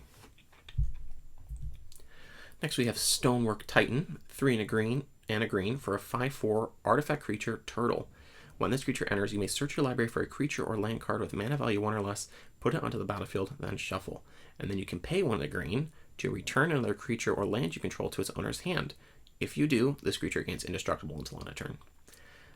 This is a type of card that will just go has it's like a little mini toolbox for your lands and 1-drops. Being a 5-drop, it is a bit expensive for aggro decks, but I think they could potentially see it as a top end. The ability to make itself indestructible does help against stuff like board wipes and typical like destroy effects. And then also being able to rebuy a creature or land could potentially have some combo potential that I'm not aware of. The potential synergy is Aspiring Anarchist. If you tutor Aspiring Anarchist with Stonework Titan and then attack next turn, that are 2 5/4 attacking for 5 mana that you paid the turn before, which is a pretty great deal. Next we have Assaulted by Shadows. Green and a blue for an instant. Choose target creature you control. When that creature leaves the battlefield this turn, choose 1. Create a token that's a copy of it, or search your library for a creature card with lesser mana value, put it onto the battlefield, then shuffle. I will be honest, I have absolutely no idea how to break this. I'm again going to have to rely on the combo players in the format if they can somehow manage to do it. I do think it is a little unlikely, but definitely possible. This is a card that excels in lists that want to tutor out one specific thing, obviously, but it also is decent as a protection piece, because you know, if your opponent kills your creature, you can go ahead and just create a token that's a copy of it. Next we have Precognitive Combatant, and this is actually a design by one of the curators, Zengi. It is a creature human ninja with ninjutsu for 3, a green and a blue. It says whenever this creature deals combat damage to a player, you may put a creature card with mana value X or less that you own from outside the game onto the battlefield, where X is the amount of combat damage that has been dealt to that player this turn. So this can go ahead and tutor stuff from your sideboard out onto the field. You could potentially turn your sideboard into a toolbox of effects that you may want against different decks. I included Hungry Blob as this example that can come down and, like, I don't know, eat a couple gone pickings or berries or whatever. But there are other options as well. You can put like a valuable combo piece in your sideboard if you think you can very reliably get Precognitive Combatant to deal combat damage to an opponent. Next we have board wipes. First, the board wipe is going to be Grasp of the Elements. 3 and a blue for a sorcery that says the owner of up to 1 target non-land permanent puts it on the top or bottom of their library. Return each other non-land permanent to its owner's hand. So this is one of the only blue board wipes in Revolution at the moment, I think, if this gets in. You can go ahead and rebuy all your powerful permanent-based interactions, such as Omen of Deception or Omen of Slaughter. And you also get to bury one opponent's thing and force them to either draw it next turn, or they can choose to put it on the bottom of their library, never to be seen again. I think this could definitely be a potent option for control decks who are playing a lot of board-based interaction. However, if you're running stuff like Gone Picking, this is not quite as effective. I should say not quite as effective as one coming up. Next we have Saboteur's Immolation. 2 and a red for an instant. Saboteur's Immolation deals 2 damage to each creature and has cycling 2. Pretty generically good effect. If you're looking for a 2 damage to all creatures, I think this would be a solid choice to either main board or sideboard. Next we have Spiteful Banditry. X, a red and a red for an enchantment. When this enchantment enters, it deals X damage to each creature, and then whenever 1 or more creatures your opponents control die, you create a treasure token. This ability triggers only once each turn. Spiteful Banditry is a reprint from, I want to say, Lord of the Rings in canon. It is a card that has never gotten to shine because the format it was printed into, which is modern, is way too powerful. So I've brought it into a standard power level format, which I think it will hopefully thrive a little better in. This is obviously going to make treasure tokens, which does synergize with Damned and other treasure synergies already in Revolution, such as Meeting of the Elites. And I think just as a board wipe, it is also going to be a decent option. Next we have DM to Hell, which is a member of the land cycling cycle. It is an instant for 4 and a black. It says DM to Hell deals X damage divided as you choose among any number of target creatures and or planeswalkers, and you gain X life, where X is the number of swamps you control plus the number of cards with a cycling ability in your graveyard, and has swamp cycling 2. This is going to be basically a mono black deck. I don't think there are many other lists you run this in, maybe a cycling deck, but you'll have to see. It's obviously going to be great with all your different swamps that you want to run in mono black, and it's basically just a slot in. Next we have Path's End. 2, a white, and a blue for a sorcery. This spell can't be countered, and destroy all permanents without activated abilities. So stuff like lands, seal shoals, this set's Banishing Light version will all get dodged by Path's End, and Path's End will destroy everything that doesn't have an activated ability.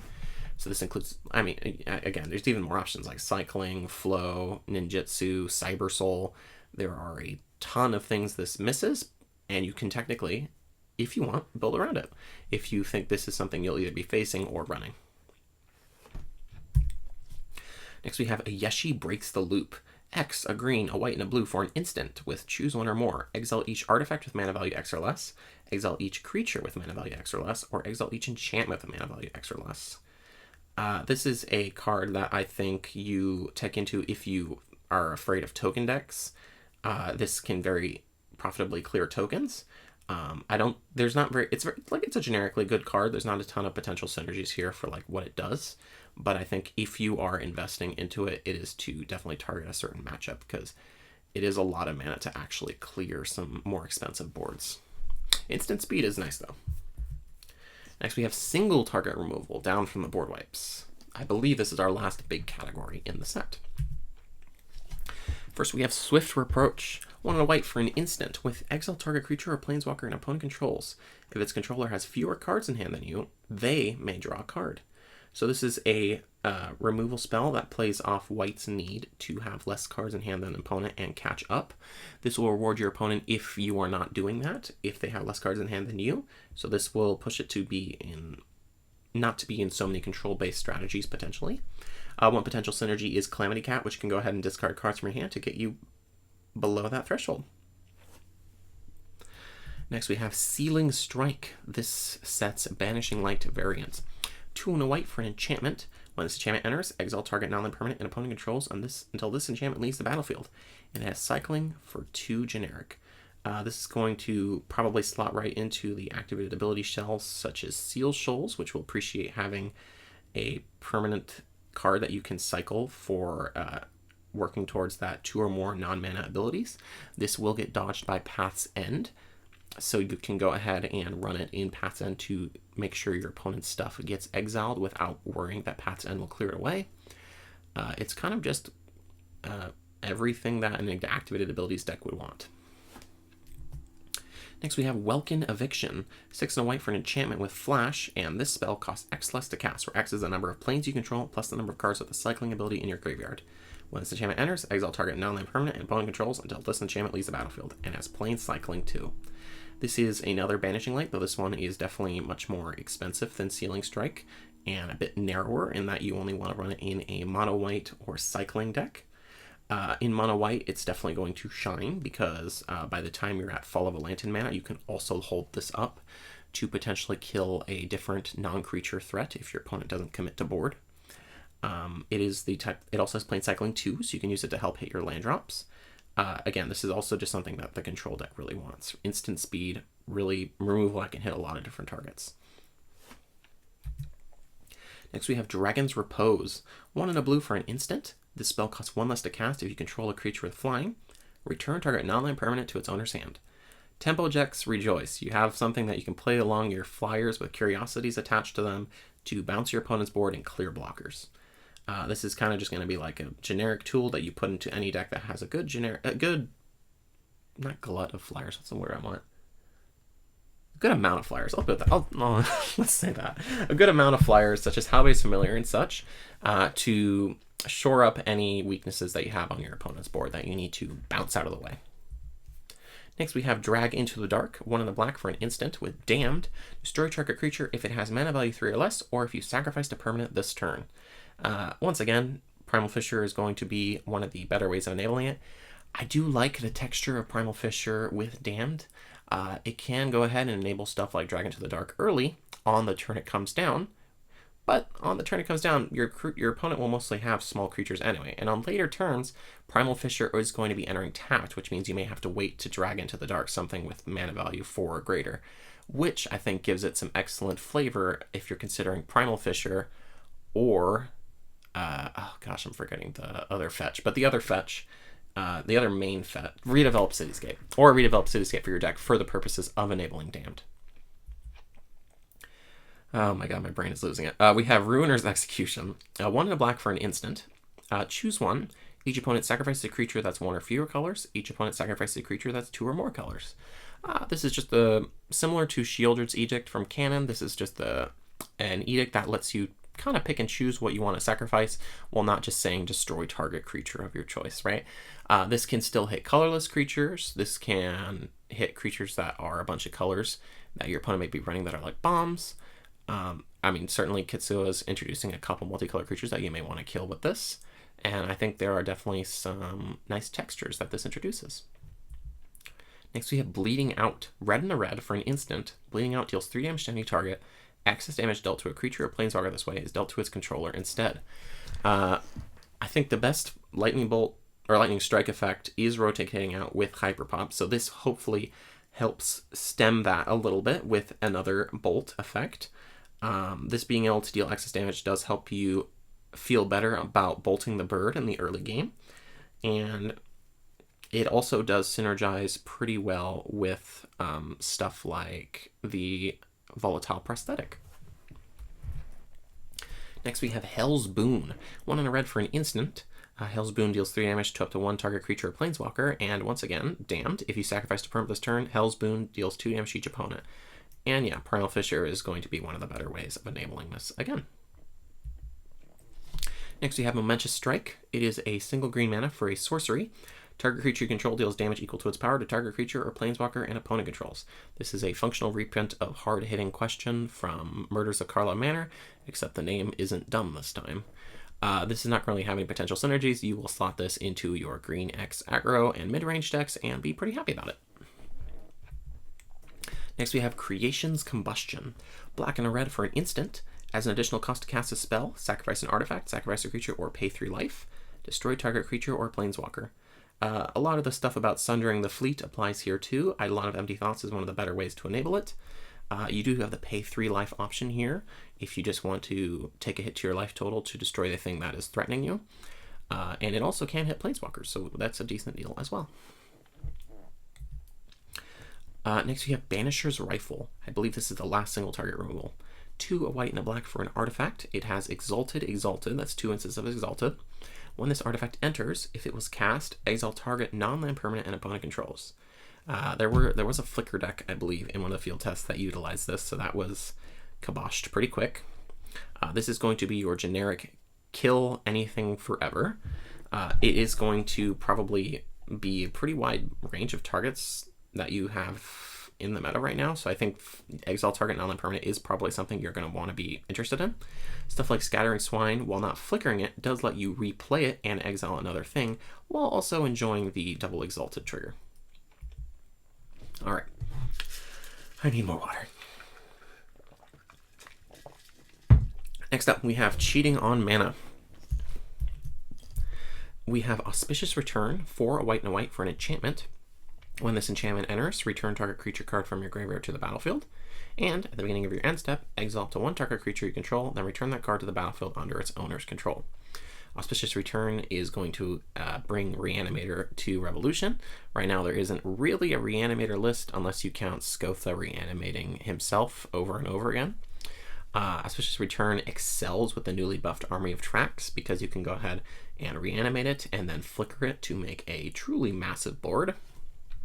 It also is just decent with other Reanimator cards that have ETB triggers, or just Reanimator decks that have other ETB triggers besides the cards they're reanimating.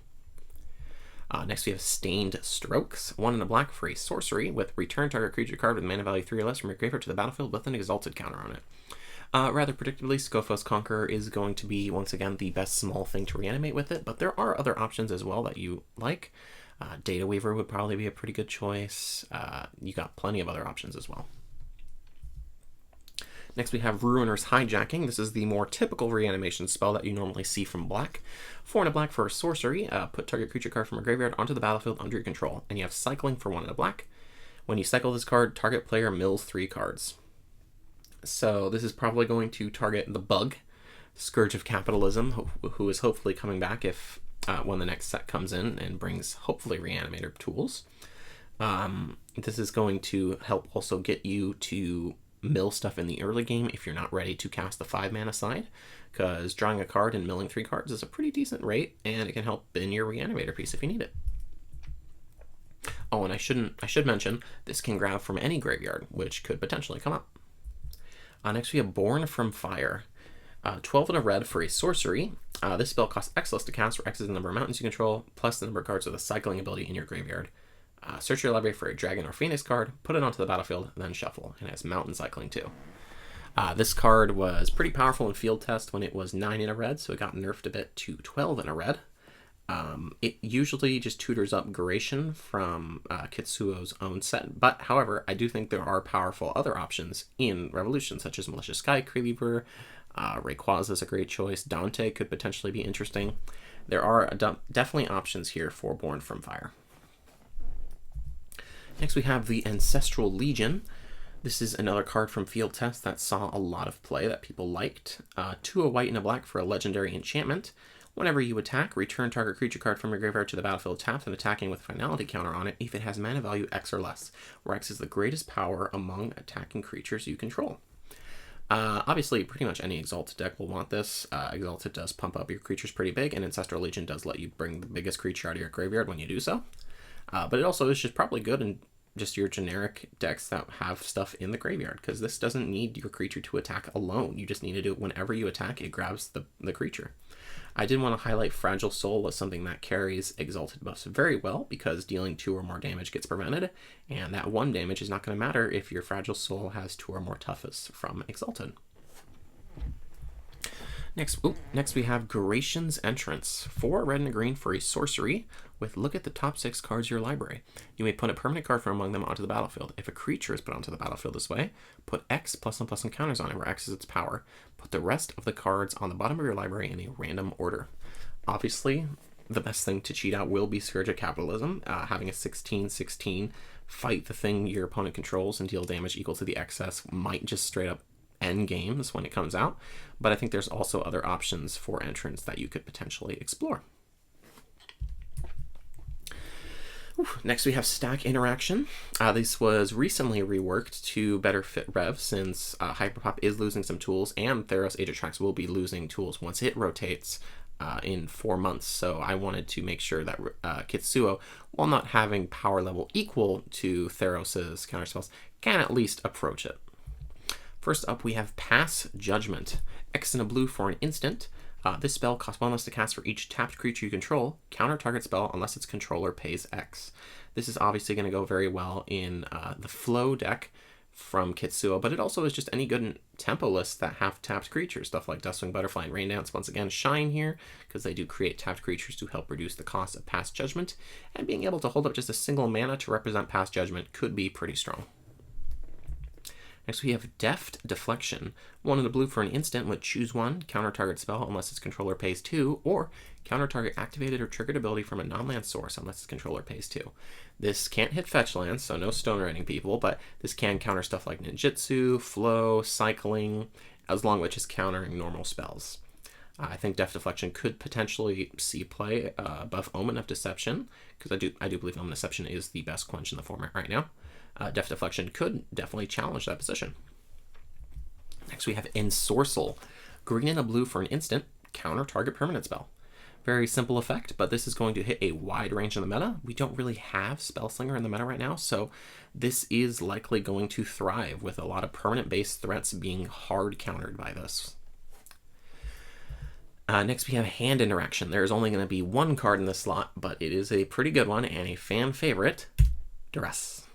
Duress does return in Kitsuo Dusk of Time with, and I mean, I'm going to brag, I think this is really cool art. It is going to give black decks a tool to fight against control decks with all their non-creature shenanigans. Next we have Combat Tricks. There are some powerful combat tricks in Kitsuo to help synergize with the heroic deck from Theros and other sets. First we have Face of Animosity. For a single red, it's an instant with put a +1/+1 counter on target creature. It gets +2/+0 and gains trample until end of turn. This was intended to work with the revered cards in Kitsuo, but I do think it'll actually find a home with stuff such as Sophemia of the Horse and other heroic cards from Theros, which will appreciate a powerful 3 damage buff from Face of Animosity, with the counter that sticks around and the trample as a bonus. Next we have Make an Escape, green-blue hybrid spell, an instant with target permanent gains hexproof until end of turn. If it's a creature, it also gets +1/+1 until end of turn. This is meant to replace Ensconce, which will be rotating with Hyperpop. If Hyperpop rotates and there's no replacement, creature decks will lose access to a hexproof spell to defend against removal. I wanted to highlight Carefree Kappa as kind of a cute interaction in that if you have your Carefree Kappa make an escape, it will create another weather token and give Carefree Kappa a permanent buff. Finally, we have sideboard tools. This is our final category of the set that we will be reviewing. The main target here was I wanted to focus on having a card to hate out graveyard interactions, because graveyards have been very strong. Graveyard-based decks have been very strong recently in Revolution. I wanted to make sure I had a card that worked against Kitsuo's mechanics, so just in case Kitsuo is strong, we do have the tools to fight it. First up, we have Perils of Eternity. It's 1 and a white as an enchantment. It says each player who doesn't control a planeswalker can't cast more than 1 spell each turn, and has a Yeshi cycling for 3. This is meant to work against potentially combo decks. Storm decks in Eternal have been very strong without much way to stop them from doing their thing. So Perils of Eternity is going to come down and help guard against that. And I wanted to highlight Clace Shield of Karda as a cool option.